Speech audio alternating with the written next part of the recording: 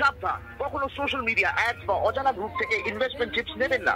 ঠিক বলেছো বন্ধুরা, লাস্ট 3-4 দিন ধরে যাকে আপনি কল করবেন বা আপনার কলার রিংটনে এই ভয়েসে শোনাচ্ছে। এই ভয়েস শোনাচ্ছে কেন, কারণটা কি, আজকে আমরা এই বিষয়ে আলোচনা করবো। এটা কি আমাদের জন্য ক্ষতিকারক? এটা নিয়ে আমাদের কি কোনো সমস্যার সম্মুখীন হতে পারে? আজকে আপনার ভাই আপনাকে সেটাই জানাবে। নমস্কার বন্ধুরা, কেমন আছেন সবাই? আশা করি সবাই ভালোই আছেন। কে রে তুই? আমি জানতো আপনারা দেখছেন খেলা হবে।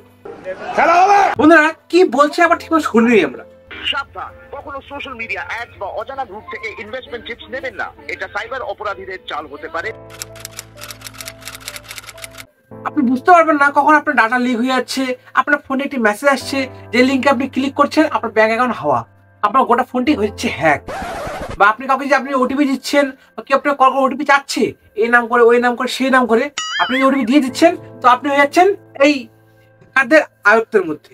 সেই জন্যই কেন্দ্রীয় সরকার তরফ থেকে এই ভয়েস মেসেজটি সব ফোনে দেওয়া হচ্ছে, যাতে আমরা অজানা লিঙ্কে ক্লিক না করি, নিজের নিরাপত্তার দিকটা ভেবে চলি, কাউকে ওটিপি টোটিপি শেয়ার না করি, কারণ নিজের নিরাপত্তা নিজের কাছে। বন্ধুরা জিনিসটি ভালো মনে রাখবেন, কোনো অনলাইন লিঙ্কে ক্লিক করবেন না। কেউ যে আপনাকে ফোন করে আপনার কাছে ওটিপি যাচ্ছে বা কোনো কিছু বলছে, ব্যাংকের লোক, এখানকার লোক, সেখানকার লোক, আপনি সেটা কান দেবেন না, কারণ ব্যাংকের লোক আপনি কল করে আপনার জিজ্ঞেস করবেন না। তো অনলাইন লিঙ্কে ক্লিক করবেন না, নিজের সাথে থাকুন এবং সবাইকে সতর্ক রাখুন।